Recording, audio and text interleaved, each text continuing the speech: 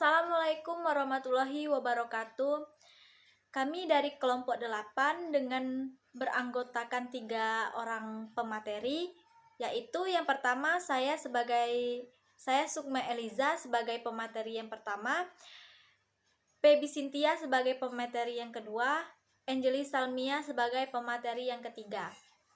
Dengan judul makalah kami yaitu Pola Interaksi dalam Pengasuhan, dengan mata kuliah Pendidikan Anak dalam Keluarga, dengan dosen pengampu Ibu DRA Hajah Huda, MPDI. Saya Sukma Eliza dengan NIM 209200036. Pemateri pertama akan menjelaskan materi kami, pola interaksi dalam keluarga. Keluarga merupakan konsep yang bersifat multidimensi menurut George Murdoch dalam bukunya Sosial Struktur. Murdoch menguraikan bahwa keluarga merupakan kelompok sosial yang memiliki karakteristik tinggal bersama, terdapat kerjasama ekonomi dan terjadi proses reproduksi. Pada umumnya, keluarga dimulai dengan peristiwa perkawinan antara laki-laki dan perempuan dewasa. Pada tahap ini, interaksi yang terjadi berupa interaksi pasangan suami istri. Ketika anak pertama muncul lahir, bentuk interaksi yang baru, yaitu interaksi orang tua ke anak. Ketika anak berikutnya lahir, muncul lagi bentuk interaksi yang lain, yaitu interaksi sibling atau saudara sekandung. Ketiga, macam-macam interaksi tersebut merupakan bentuk relasi yang pokok dalam suatu keluarga atau keluarga yang di dalamnya terdapat 3 posisi sosial, yaitu suami ayah, istri ibu, anak, dan keluarga yang lebih luas anggotanya atau keluarga batih. Setiap bentuk interaksi yang terjadi dalam keluarga biasanya memiliki karakteristik yang berbeda, yaitu menurut Sukanto tahun 2002 dalam Bugin 2655. Interaksi sosial merupakan hubungan sosial yang dinamis, menyangkut hubungan antara orang perorangan, antar kelompok-kelompok manusia maupun antar orang perorangan dalam sekelompok manusia. Pola interaksi pasangan suami istri. Pribadi adalah individu yang berbeda. Pola interaksi pasangan suami istri. Pribadi adalah individu yang berbeda satu dengan lainnya. Perbedaan tersebut menyebabkan orang mengenal individu secara khas dan membedakan dengan individu lainnya. Kualitas individu menentukan kekhasannya dalam hubungan dengan individu lain, dan kekhasan tersebut akan menentukan komunikasinya. Dalam sebuah keluarga, interaksi suami istri memberi landasan dan menentukan warna bagi keseluruhan interaksi di dalam keluarga. Banyak keluarga yang berantakan ketika terjadi kegagalan dalam interaksi suami istri. Kunci akan pertahanan perkawinan adalah keberhasilan melakukan penyesuaian diri antar pasangan. Menyesuaikan ini bersifat dinamis dan memerlukan sikap dan cara berpikir yang luwes. Penyesuaian adalah interaksi yang kontinu dengan diri sendiri, orang lain, dan lingkungan. Baiklah, saya Pebi Cynthia akan melanjutkan pemaparan dari rekan saya Sukma Eliza. Pola interaksi orang tua dan anak.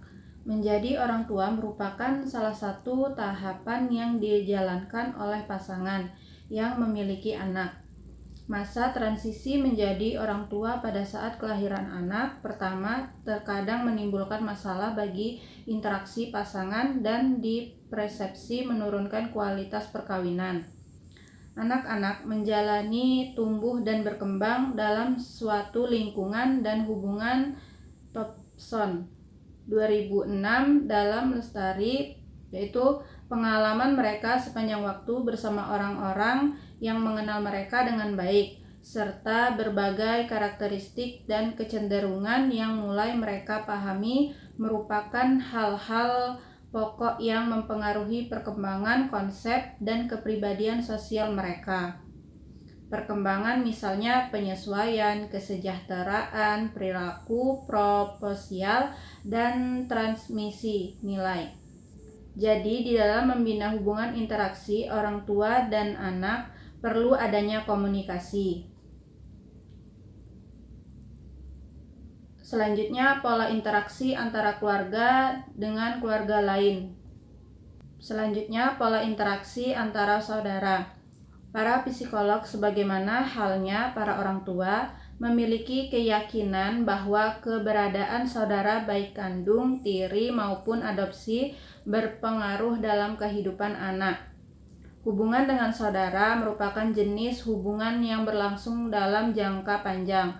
Pola interaksi yang terbangun pada masa kanak-kanak dapat bertahan hingga dewasa. Hubungan dengan saudara dapat mempengaruhi perkembangan individu secara positif maupun negatif tergantung pola interaksi yang terjadi.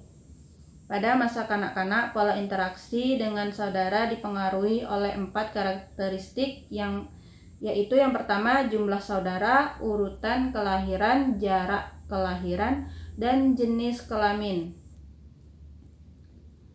Penelitian Powell dan Stallman menemukan bahwa kombinasi antar jumlah saudara dan jarak kelahiran yang dekat berpengaruh negatif terhadap prestasi akademik dibandingkan dengan yang memiliki jarak kelahiran yang jauh. Pola interaksi antara saudara kandung juga dipengaruhi oleh cara orang tua dalam memperlakukan mereka. Misalnya, ibu menyediakan waktu yang lebih sedikit untuk interaksi sosial, afeksi, dan perawatan terhadap anak kedua dibandingkan dengan anak pertama, terutama bila anak kedua adalah perempuan. Maka Jebus dan Moss pada tahun 1976 yaitu mengemukakan perlakuan orang tua yang berbeda terhadap anak dapat berpengaruh kecemburuan dan gaya kelekatan. Assalamualaikum warahmatullahi wabarakatuh. Baiklah, saya akan melanjutkan materi yang telah dibacakan oleh teman saya, yaitu pola interaksi antara keluarga dengan keluarga lain. Manusia sebagai makhluk sosial pasti membutuhkan orang lain dimanapun berada. Tidak mungkin ada seseorang yang bisa hidup sendirian di dunia ini. Untuk itu, kita pasti melakukan proses pengenalan dengan individu-individu lainnya agar kita memahami kepribadian orang lain sehingga nantinya kita akan memperoleh banyak teman. Dalam kehidupan ini, berinteraksi dapat dilakukan di mana saja kita berada, baik lingkungan tempat tinggal, sekolah, ataupun lingkungan pekerjaan. Cara berinteraksi awal misalnya dengan memberikan senyuman kepada orang yang kita kenal maupun yang belum kita kenal, dan kemudian mulai menanyakan sesuatu, misalnya nama atau hal kecil lainnya. Jika semua berhasil, tentunya interaksi semakin lancar sehingga kita bisa lebih berani berkomunikasi dengan lainnya. Kemudian faktor-faktor yang mempengaruhi interaksi dalam keluarga. Yang pertama, citra diri dan citra orang lain. Yang kedua, suasana psikologis. Yang ketiga, lingkungan. 4, kepemimpinan. 5, bahasa. 6, perbedaan usia. Peran kedua orang tua dalam lingkup keluarga. Orang tua atau famili merupakan lingkungan pertama yang dikenal seorang sejak kelahirannya. Di dalam keluarga, anak memulai proses pengenalan. Kehidupan sosial anak pada famili kelak akan dibawanya pada kehidupan yang lebih luas, yaitu masyarakat. Keluarga adalah sekelompok sosial yang sangat besar pengaruhnya terhadap sosialisasi anak. Peran aktif orang tua terhadap tumbuh kembang anak bisa dipandang dari pendidikan yang diberikan oleh anaknya. Setiap orang tua ingin melihat sosok buah hatinya menjadi sehat, cerdas, dan kreatif. Sebagai orang tentunya dapat mengerti dan memahami dunia anaknya. Penting untuk diketahui bahwa seorang orang tua adalah pendidik pertama yang menanamkan dasar bagi perkembangan jiwa anak. Karena pendidikan dimulai pada famili, maka sekolah hanyalah pembantu kelanjutan pendidikan tersebut. Peralihan bentuk pendidikan informal menuju ke formal memerlukan kerjasama antara orang tua dan pihak sekolah. Sikap anak terhadap sekolah terutama akan dipengaruhi oleh sikap orang tua juga.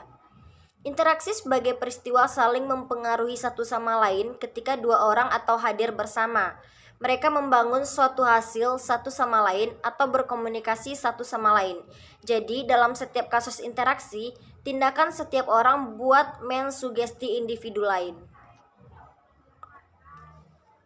Sekian yang dapat saya sampaikan. Saya akhiri dengan wassalamualaikum